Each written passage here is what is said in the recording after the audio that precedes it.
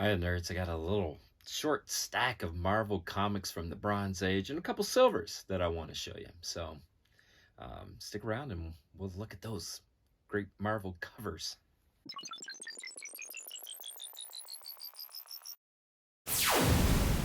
All right, I mentioned a couple Silver Age, so let's start here. So this is Captain America 105. So if you know a little bit about Captain America, it did not start at number 1. It started at 100. So you had these great Silver Age titles that were essentially buddy cop titles that would have two different heroes. So Captain America would appear with Iron Man, that sort of thing. Tales of suspense, tales to astonish, strange tales, those sort of things. So, for example, strange tales would be half Doctor Strange and half Nick Fury, that sort of thing. Journey into Mystery was similar, and then it turned into Thor. And then, so Captain America did not start at number 1. It started at 100. So this is really a super early Captain America cover, and it is a fantastic Captain America cover. Holy cow, he's sliding in on his shield. There's the swordsman. I mean, Batroc the Leaper. It is just really good stuff. Now, this is a Bronze Age, so it's a little bit later. So when we say so, we're talking about like late 50s, early 60s. Bronze Age is often like 70s, early 80s, that sort of thing. So, there's some looseness there, but to give you a general idea of what we're talking about, 60s, 70s. So a Bronze Age title like Daredevil, gosh, what was it, in the 90s or something, became one of those buddy cop comics, and Daredevil and the Black Widow. A lot of people don't remember this era of Daredevil, but Daredevil has been a fantastic comic along the run. It's never really had a sustained bad era. It started out early with Stan Lee, Wally Wood, just a little more swashbuckling fun that Stan Lee was known for, went into Roy Thomas and was still a solid comic. Then it went into this era of Daredevil and Black Widow, which was fantastic. They were a couple. They moved to San Francisco. It was just really good stuff. And so a lot of people don't know this era, but don't sleep on this era of Daredevil. It was really good. And obviously after this was the Frank Miller era, which kind of became the definitive Daredevil era. But it was, there really hasn't been a sustained bad Daredevil era. Daredevil's always just kind of had good runs of comics and good stories. Now this one in particular is Madame McEvil, that's a ridiculous name, but Madame McEvil became Moondragon. So this is considered the first appearance of Moondragon. Marvel Team Up. A lot of people know Marvel Team Up during the Bronze Age. It was another buddy cop comic where Spider-Man would always team up, and this is Spider-Man teamed up with Warlock there. Now this is a little different. This is X-Men, and this is the king size special number 2. I don't know if that's, sometimes the specials and the king size and the annuals and the giant size would get a little funky in how they were labeled and named, and so it was kind of hard to track that sometimes. All right, this is Amazing Spider-Man number 7. I mean, now for something completely different. You have the second appearance. I think that's the second appearance of the Vulture. Regardless, that is Spider-Man number 7. So that is a really early Spider-Man. That is, again, back to the Silver Age there. Here's just a few issues later. This was Spider-Man number 18. Whereas this one, is a little more well-known because of the, Vulture appearance. This cover is a little, it's a little messy. There's a lot of words. The trade dress isn't as good during that. So it just doesn't have that same appeal, and it's not one of your most sought after Spideys. Here's number Spider-Man 49. Nothing in particular happened there. Now we're back to those buddy cops. So mentioned strange tales would often be a couple characters teaming up, happening. Again, it was often Doctor Strange and Nick Fury. But this one, you know, is a little earlier in the run before that was established. And so this is the Human Torch meets the Iceman, which is actually a really fun pairing.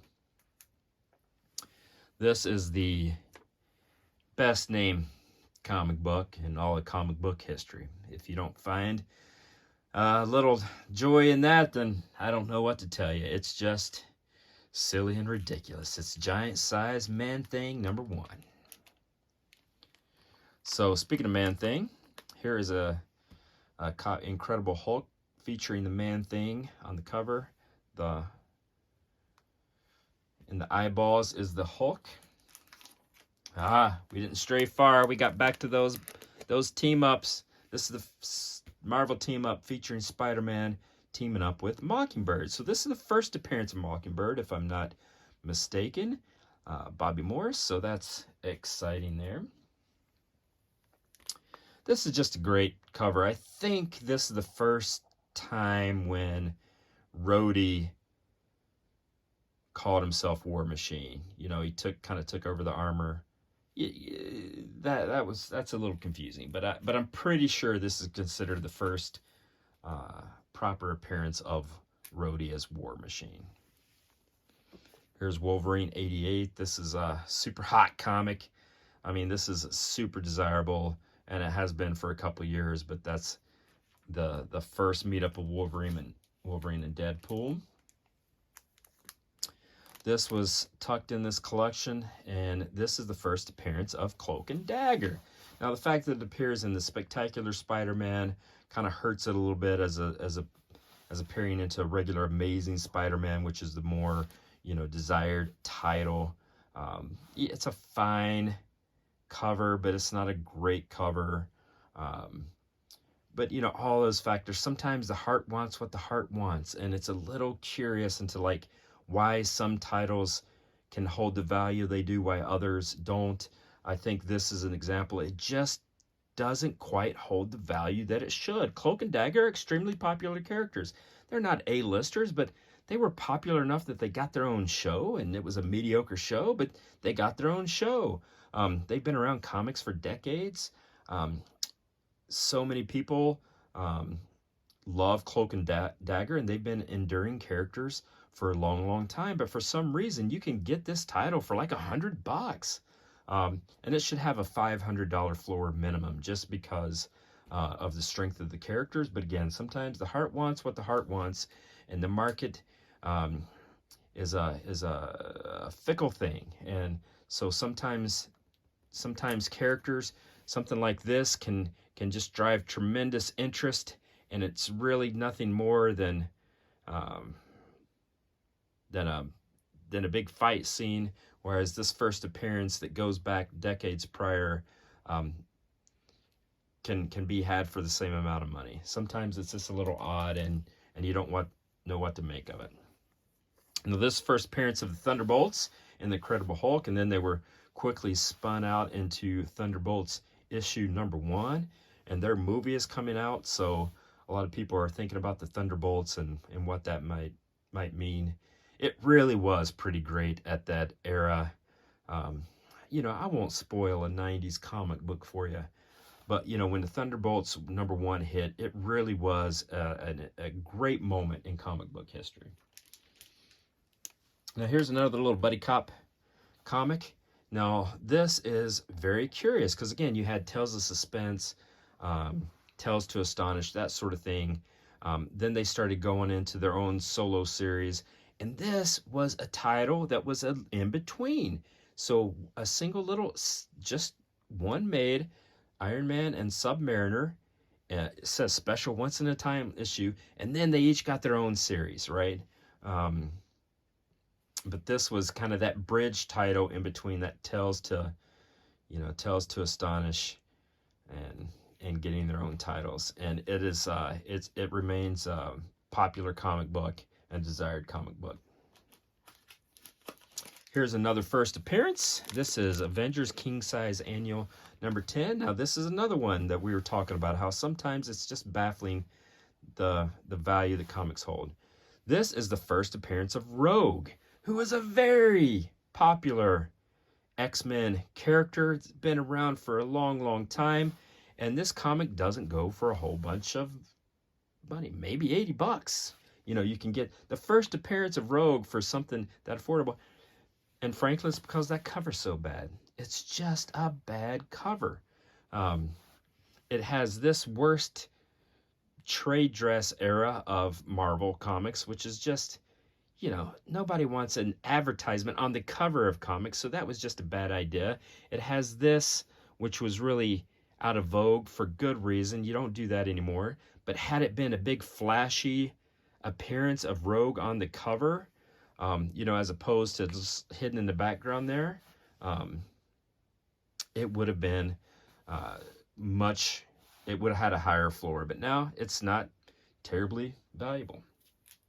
So speaking of Rogue, this is the first appearance of Mystique.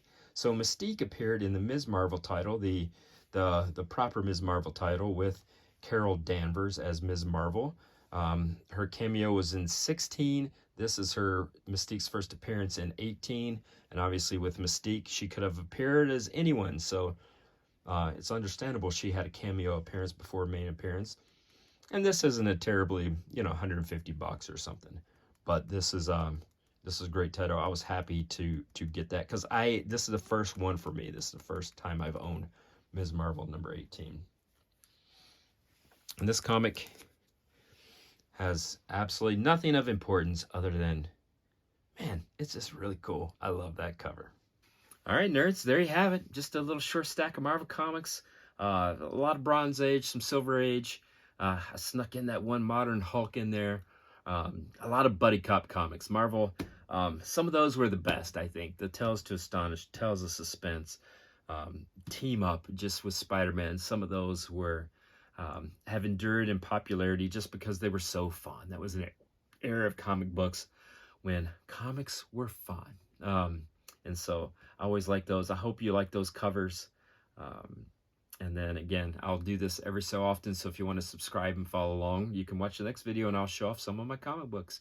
All right. But regardless, thanks so much and appreciate it. All right. Take care. Bye.